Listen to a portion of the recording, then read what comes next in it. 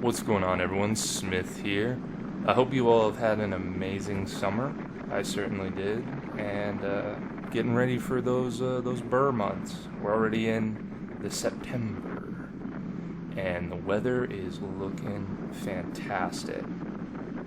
It's been beautiful out these past few weeks, but I just want to do an update on the Eliminator since I've now ridden it about almost 5,000 miles. We'll say 4,500 for the Eliminator 450, right? Because I think I'm at like 4,700.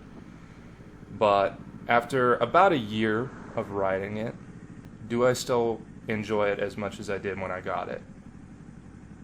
Yes. I think the seat, definitely, you could do with a new seat after a while. It kind of wears on you. Now, for the short commuting that I do, I'm more thinking like long trips. Although I suppose you could get like a little cover to pull over the seat, and that would be fine. Another thing that I've really kind of grown to appreciate more is faster bikes, at least when it comes to how riding on a motorcycle is a little bit different than being in a car. And what I mean by that is, being in a car, you kind of just keep pace with traffic. You're not really doing much maneuvering or weaving through traffic or like trying to get away or ahead of anybody. But you kind of want to do that in certain situations on a motorcycle. I mean, I suppose you could just slow way the heck down and let like the cluster of cars get away from you, but that can also be annoying. When you're on a motorcycle, you kind of, whenever there's like clumps of traffic together and you're caught out in it, if you can kind of like weave through and get away from all those cars, it's safer, and you'll be better off doing that. And well, the Eliminator can do that fine. It does feel like you're stressing the engine out whenever you're like on the highway and you're trying to pass people and you're trying to get away from like clumps of traffic. It does feel like, it's not that it can't do it, it can absolutely do it, but it does feel like you're stressing the bike out a bit. And that if you had a slightly bigger engine, you wouldn't be stressing it out as much. That being said, I've ran into so many people now who ride and they just take off and they're weaving through traffic. There's this one kid that I've ridden to and from where I live a couple of times with, and he's got a sport bike, and he goes like crazy fast, weaving through traffic and all kinds of stuff, splitting the lane and whatnot, and that's not something I'm keen on doing. I have, wink wink, considered a couple of times splitting, we'll say, because it's technically not legal here. But it's exceedingly rare that I even think about it, because it's like there's certain situations where you're just like you're caught in between two really slow cars riding right next to each other down the highway, and you're just like, all right, you guys are really testing my last nerve here. One thing that is great about being on a motorcycle is you don't have to split the lane, but just you can the gap that you need to be able to go around a car or past a car is just so incredibly small, and you can just go through gaps that you could never ever do in a car or a truck or anything like that. It is much easier to maneuver through traffic. And like, if you were looking at motorcycles with video game stats compared to cars, like cars would be high defense, low agility, and motorcycles are very low defense but very, very high agility. So that's kind of the trade-off you're making. You're not going to be able to maneuver as efficiently in a car, but you can really take some hits in a car. Like, you're very well protected in there. And on a motorcycle, you can't really take hits, but you're much more capable of avoiding hits entirely on a motorcycle. So once I found out that riding in the rain is not as scary as it sounds, I went and bought me a rain suit, and now, whenever there's a threat of rain, I just throw the rain suit in my backpack. And I gotta say, I have never realized how awful the weather people are at their jobs until I got a motorcycle, because holy smokes. The number of times that the weather people said that it was, and I'm using multiple weather apps to try to track this stuff accurately, and the number of times that they have said, oh, it's 100% totally going to rain today, or it's like 90% chance, 80% chance, it'll either not rain at all, or it'll rain for like 5 minutes, and then it'll just quit. It's ridiculous. The fact that those people still have jobs is insane. It's like, does anyone remember Back to the Future when they went into the future? I think it was Back to the Future 2, when they went into the future. It was like 2015, and they had the weather timed down to the second. It's like, no, they still are it's about as accurate as the weather guy, like waking up in the morning, going out and looking at the sky and being like, yep, it's probably going to rain today. And they always give you percentage chances. So it's like 70% chance of rain. That means it's likely going to rain. But if it doesn't, we did say it was only 70s, not 100. But they're so terribly inaccurate. Like, it's kind of embarrassing how inaccurate they are. And you don't really appreciate that until you have a hobby that is very dependent on the weather. So it's been fun this summer learning just how, because I would bring my rain suit to work in the morning, and then I would end up not needing it, even though they said it was supposed to rain all afternoon. It will either have rained just a little bit or not at all, and it won't be raining when I leave work. I think I've only been caught out in the rain 4 times this entire summer, and they say it's gonna rain. I just bring my rain suit, and I've only had to put my rain suit on twice, because the other 2 times I was caught out in the rain, they said it was gonna rain. I didn't believe them because they're wrong so many times, so I didn't put on my rain suit, and I thought I could make it home from work. The problem is I live in the mountains, and if it's likely to rain anywhere, it is out in the mountains, let me tell you. It's as soon as I get it happened, the 2 times it happened to me, as soon as I start getting close to home, it started pouring rain. But when I was in town, away from the mountains, no rain. So it is what it is. Overall, I'm still very much in love with the bike. I have not gotten tired of just riding in general. It is one of my favorite things to do, if not my favorite thing to do, just as like a hobby. It's so incredibly fun. It's really hard to to overstate just how fun it is. It's I forget where I heard this line, but it's pretty good, and I think about it a lot whenever I'm riding. Whoever said money can't buy happiness, you clearly don't know where to shop, because a motorcycle, if you like riding, it can make you very, very happy. It's really nice just to get out, especially with the weather, and I'm so looking forward to fall coming up. Like, the trees are already starting to change, and it's cool out in the mornings. One thing I'm not looking forward to is having to swap out my tinted visor, because I like my tinted visor. It looks way cooler. But I'm going to have to swap that out for the clear one. I do have the drop-down shades built into my helmet, so it's not going to be that much of an inconvenience to swap out the tinted visor. It just, you lose some style points. I like how cool the tinted visor looks. But I am looking forward to just some nice, cool weather, because holy smokes, some of those days this summer were really hot. And it's not terrible being on the bike. I can't wear my leather jacket, which I don't particularly like. I don't like not wearing my safety gear, because I don't, if you go down, it's gonna hurt.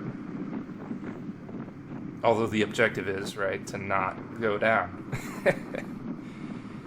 I've been fortunate in that capacity. It also helps that around where I live, cars are very considerate to bikers.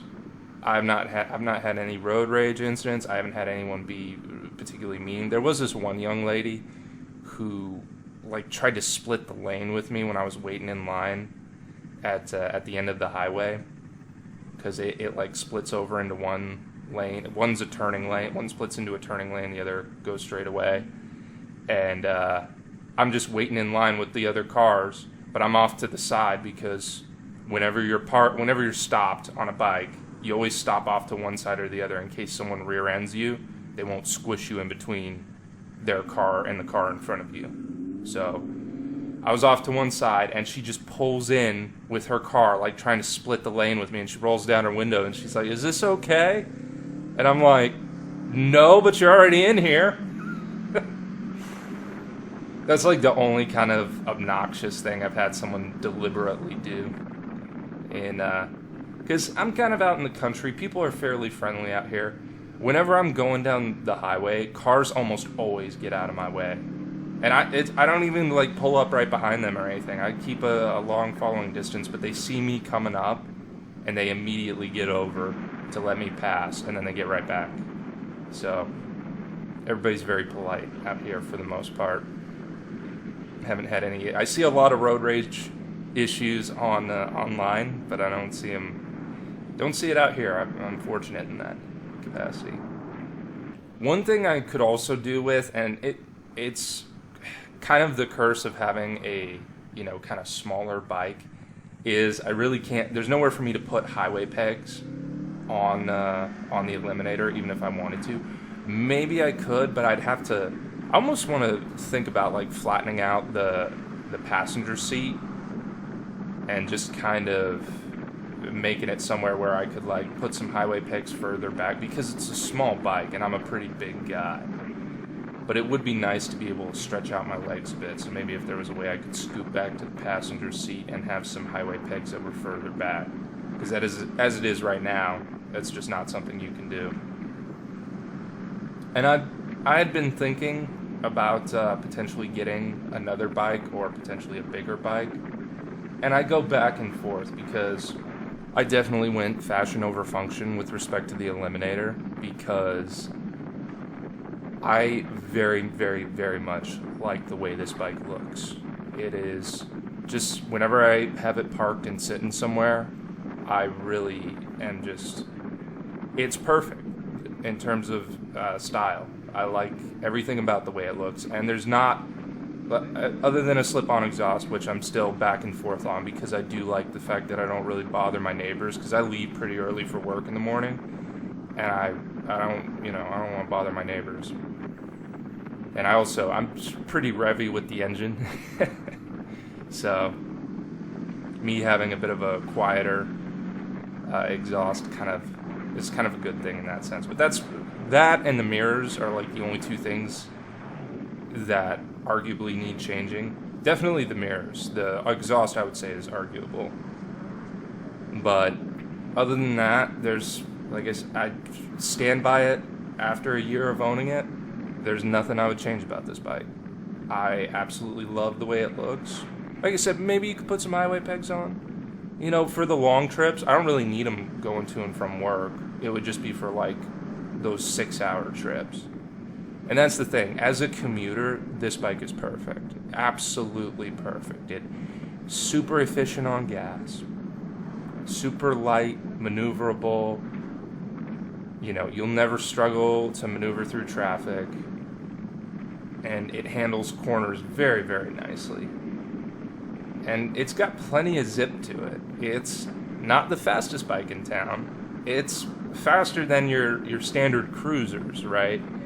But it's not, you're not going to be winning any races or anything with it. You can beat the heck out of cars, but most motorcycles can beat up cars in terms of their 0 to 60. So it overall, I'm still very, very happy with it. And the only reason I would even consider getting a slightly bigger engine is just so whenever I need to maneuver through traffic, it's very situational, right? If I need to maneuver through a lot of traffic on the highway, then I would just like it to not stress the engine out so much. It's not that it can't do it. It definitely can do it. You just don't want to stress it out too much. Or you don't want to feel like you're stressing it out too much.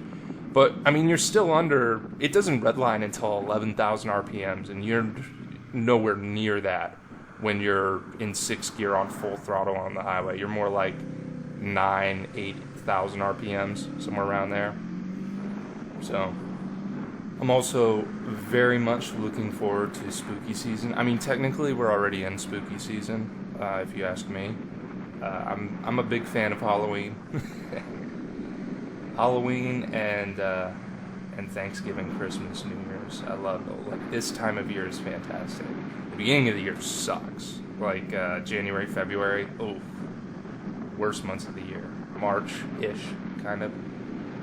It's thoroughly unpleasant. Those are like probably the 2 least favorite months of the year because it's cold.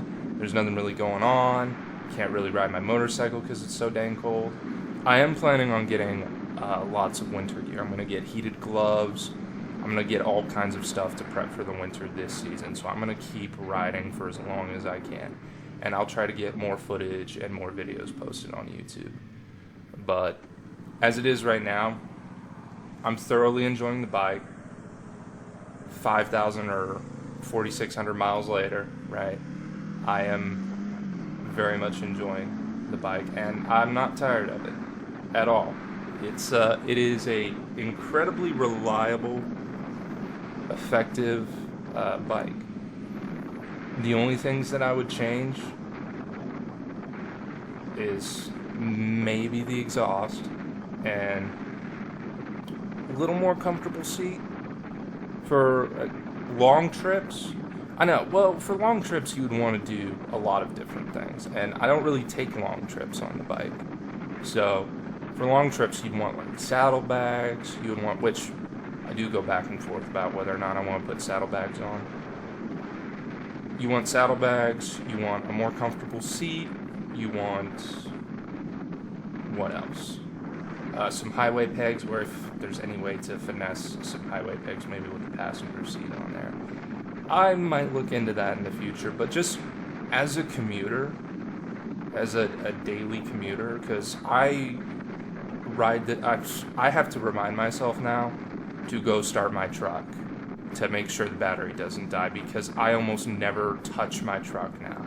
Unless I'm getting like a lot of groceries, I need to, or like, you know, food for my dog or whatnot, stuff that I can't really throw on the back of the bike, then I'll take the truck.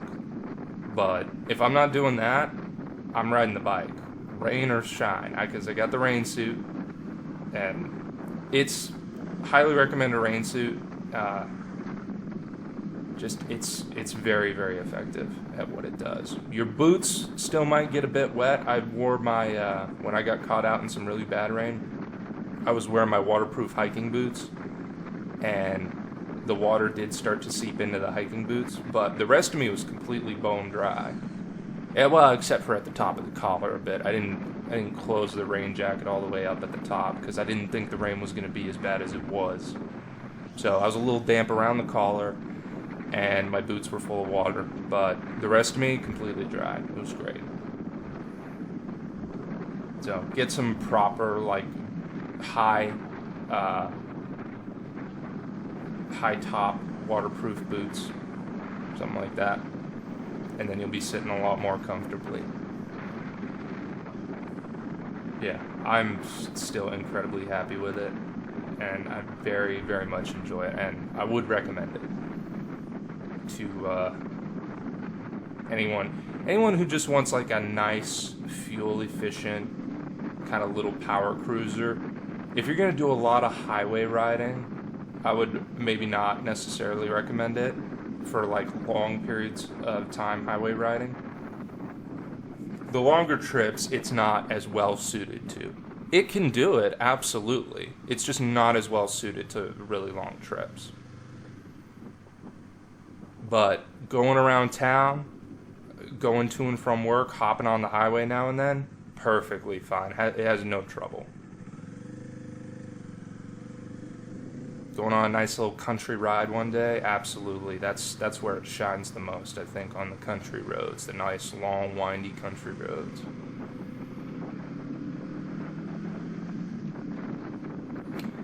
But that'll do it for me. Stay safe out there, and I'll see you in the next one.